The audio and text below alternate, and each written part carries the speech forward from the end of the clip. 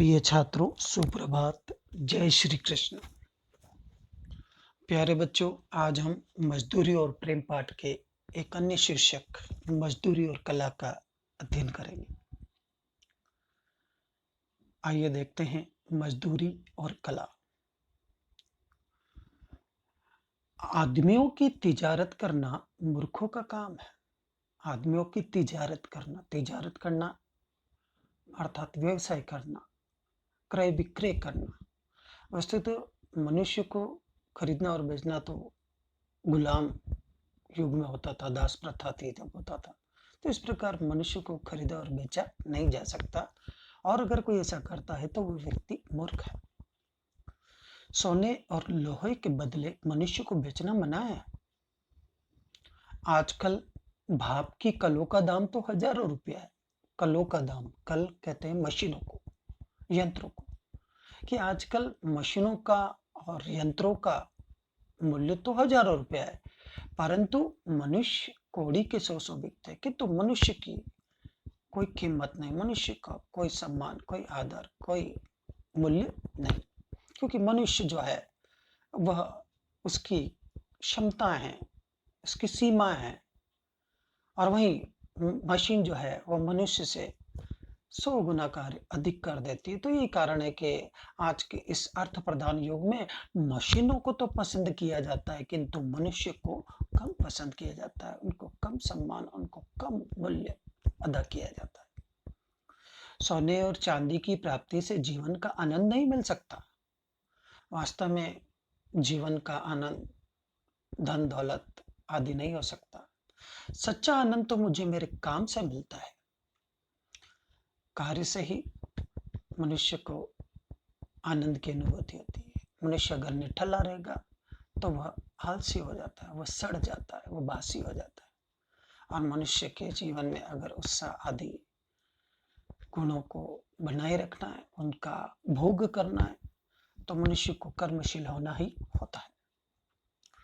मुझे अपना काम मिल जाए तो फिर स्वर्ग प्राप्ति की इच्छा नहीं। अगर मुझे मेरा काम मिल गया तो मानो मुझे स्वर्ग मिल गया, ईश्वर मिल गए।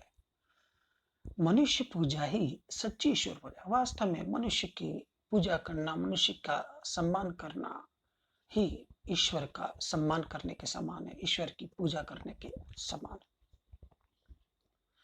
मंदिर और गिरजे में क्या रखा है? ईंट पत्थर चूना कुछ ही कहो, आज से हम अपने ईश्वर की तलाश मंदिर, मस्जिद, गिरजा और पोथी में न करेंगे, अर्थात धार्मिक ग्रंथों में नहीं करेंगे, गीता कुरान आदि में नहीं करेंगे, मंदिरों में नहीं करेंगे। वहां तो क्या है? पत्थर चूना ईंट मात्र। ईश्वर का वास वहां नहीं है। लेखक की ऐसी मान्यता है। अब तो यही इरादा है कि मनुष्य की अनमोल आत्मा में, कैसी आत्मा? अनमोल, जिसका कोई मूल्य नहीं, जो स्वयं ईश्वर स्वरूप हो, ऐसी आत्मा में ही ईश्वर के दर्शन करेंगे। यही आर्ट है, यही कला है, यही धर्म है, यही कर्तव्य भी है। मनुष्य और मनुष्य की मजदूरी का तिरस्कार करना नास्तिकता है। कि वास्तव में अगर मनुष्य और उसके श्रम का हम अपमान करते हैं, सम्मान नहीं करते, तो वास्तव में हम ईश्वर का अपमान कर रहे हैं, ईश्वर का सम्मान नहीं कर रहे हैं, अर्थात हम नास्तिक की तरह हैं। बिना काम, बिना मजदूरी, बिना हाथ के कला कौशल के विचार और चिंतन किस काम के? जिस विचार और चिंतन में श्रम समाहित नहीं हो, जिसमें श्रम न लगा हो, ऐसा चिंतन, ऐसे अच्छे से अच्छे विचार भी व्यर्थ है। सभी देशों के इतिहासों से सिद्ध है कि निकम्मे पादरियों, मौलवियों, पंडितों और साधुओं का, कैसे? निकम्मे, काम में रुचि न रखने वाले पादरी, मौलवी, पंडित और साधु, दान के अन्न पर पला हुआ ईश्वर चिंतन अंत में पाप, आलस्य और भ्रष्टाचार में परिवर्तित हो जाता है।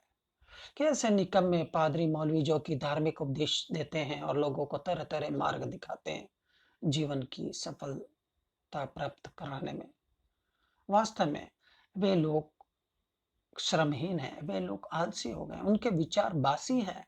क्योंकि दान के अन्न पर पला हुआ ईश्वर चिंतन, क्योंकि उनका जो पालन है वो श्रम पर आधारित नहीं है, वे श्रम कर कर अपना पालन नहीं कर रहे हैं, अपितु वहाँ धार्मिक स्थानों पर जो भी दान आदि चढ़ा हुआ होता है उनको खा खा कर केवल सोचने मात्र से, केवल विचारों की प्रधानता से, केवल चिंतन मात्र से ही सिद्ध नहीं होता, ईश्वर की सिद्धि नहीं होती। और ऐसे लोग अंत में पाप की ओर, आलस्य की ओर और भ्रष्टाचार की ओर परिवर्तित हो जाते हैं, विमुख हो जाते हैं।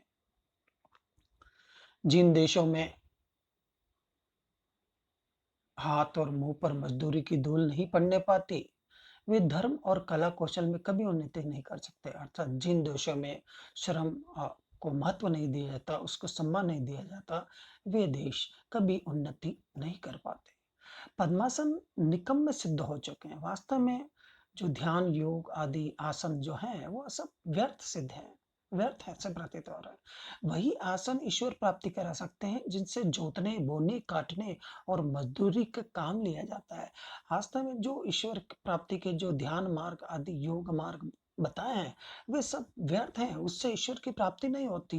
ईश्वर की प्राप्ति तो स्वाभाविक मानव कर्म करने से ही होती है, जो कि खेत जोतने के रूप में होता है, जो कि धान को बोने के रूप में होता है, जो कि काटने के रूप में होता है, आदि आदि रूपों में जो मानवीय श्रम प्रकट होता है वही ईश्वर प्राप्ति का श्रेष्ठ माध्यम होता है, ऐसे लेखक की मान्यता है।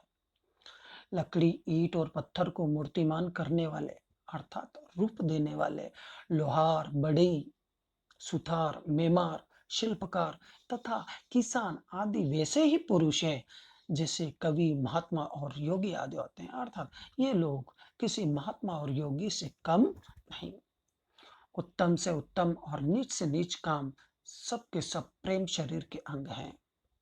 अर्थात कार्य कोई भी हो और अगर मनुष्य है तो उसे कर्मशील होना चाहिए, चाहे वो कार्य छोटा हो या बड़ा हो। वास्तव में ये प्रेम शरीर के या ईश्वर रूपी शरीर के ही अंग हैं। निकम्मे रहकर मनुष्यों की चिंतन शक्ति थक गई है। बिस्तरों और आसनों पर सोते और बैठे बैठे मन के घोड़े हार गए हैं, अर्थात उनकी वैचारिक क्षमता नष्ट हो गई है, उनके सोचने का सामर्थ्य खो दिया है उन्होंने।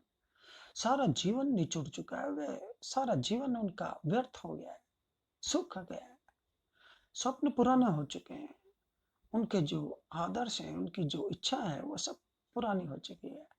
आजकल की कविता में नयापन नहीं, आजकल की जो बातें हैं उसमें कोई नवीनता नजर नहीं आ रही। एक बंदे बंदे ढर्रे में ही वो काव्य रचना कर रहे हैं और भौतिकता में लिप्त हो रहे हैं, उनमें कोई ठोस आधार नहीं। उसमें पुराने जमाने की कविता की पुनरावृत्ति मात्र है, अर्थात वो पुराने ट्रेंड पर ही लिखी जा रही है।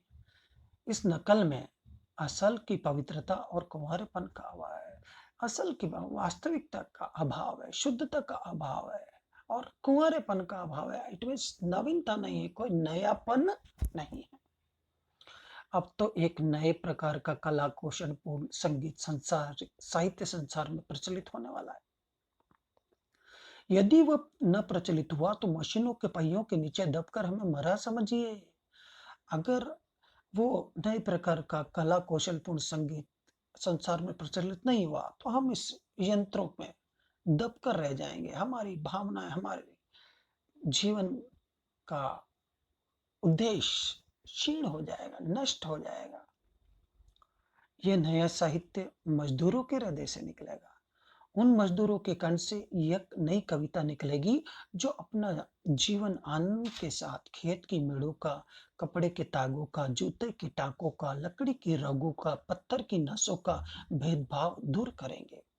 अर्थात अपने खेत के मेड़ों पर, अर्थात चार दीवारी पर कपड़े के तागों का, कपड़े से रेशो बनाने का, जूतों के टाके लेने का, अर्थात शू मेकर आदि जो लोग हैं, बड़े आदि जो लोग हैं वो इस नए साहित्य की रचना करेंगे और इस भेदभाव को दूर करेंगे। हाथ में कुल्हाड़ी, सिर पर टोकरी, नंगे सिर नंगे पांव धूल से लिपटे और कीचड़ से रंगे हुए ये बेजबान कवि, बेजबान अर्थात मुख मौन, न बोलने वाले, अपने कर्म में तल्लीन रहने वाले, जब जंगल में लकड़ी काटेंगे तब लकड़ी काटने का शब्द इनके असभ्य स्वरों से, अशिष्ट स्वरों से मिश्रित होकर वायुयान पर चढ़ अर्थात बहुत दूर तक पहुंचकर, बहुत ऊंचाई तक पहुंच पर दसों दिशाओं में, अर्थात 10 दिशाएं, पूर्व पश्चिम उत्तर दक्षिण, नैऋत्य कोण, वायु कोण, ईशान कोण, ऊर्ध्व आदि, ये 10 दिशाएं बताई गई हैं। अर्थात 10 दिशाओं से मतलब है सर्वत्र, सब जगह ऐसा अद्भुत गान करेगा कि भविष्य के कलावंतों के लिए, कलाकारों के लिए वही ध्रुपद और मल्हार का काम देगा। अर्थात ध्रुपद और मल्हार एक प्रकार के राग हैं जिनके आधार पर संगीत की रचना होती है। तो ये कह रहा है कि ये ऐसे जो श्रमशील लोग हैं, जब इनके श्रम के साथ इनका असभ्य स्वर मिलेगा तो वो सर्वत्र फैल जाएगा, और उसी को आधार बनाकर भविष्य के संगीतकार या कलाकार ध्रुपद और मल्हार राग के आधार मानकर एक नई कविता, एक नए गीत की रचना करेंगे। चरखा काटने वाली स्त्रियों के गीत संसार के सभी देशों के कौमी गीत होंगे, और जो चरखा काटने आदि जैसे कार्यों में रत रहने वाली जो महिलाएं हैं, और वो उन जो गीत गाती हैं उस समय अपने कार्य करते हुए, वे गीत ही किसी देश के राष्ट्रगान बनेंगे, एकता का आधार बनेंगे। मजदूरों की मजदूरी ही यथार्थ पूजा होगी। वास्तव में मजदूर मनुष्य और उसका श्रम ही वास्तविक रूप से सम्मान पाने का हकदार होगा। कला रूपी धर्म की तभी वृद्धि होगी, इसे ही धर्म की वृद्धि माना जाएगा। तभी नए कवि पैदा होंगे, तभी नए ओलियों का उद्भव होगा, तभी नए धर्म गुरुओं का उद्भव होगा।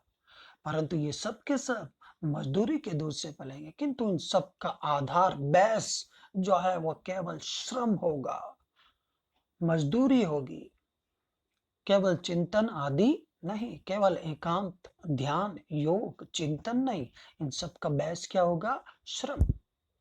धर्म, योग, शुद्ध आचरण, सभ्यता और कविता आदि के फूल इन्हीं मजदूर रूपी ऋषियों के बगीचे में प्रफुल्लित होंगे, खिलेंगे।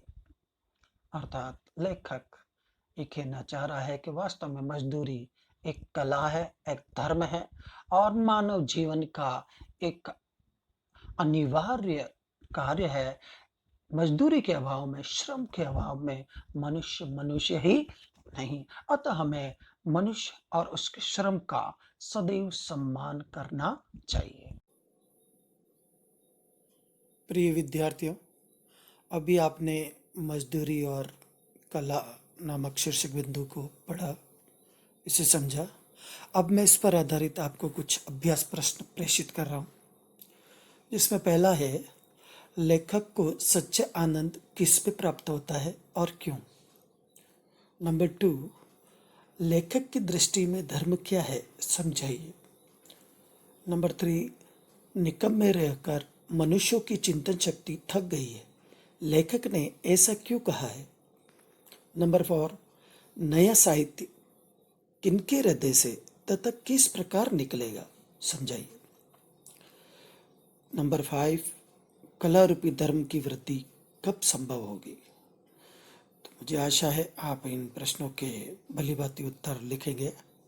साथ ही अब हम अगले अंक में इस पाठ के एक अन्य शीर्षक और अंतिम शीर्षक बिंदु मजदूरी और फकीरी का अध्ययन करेंगे। तो तब तक के लिए आज्ञा। जय श्री कृष्ण।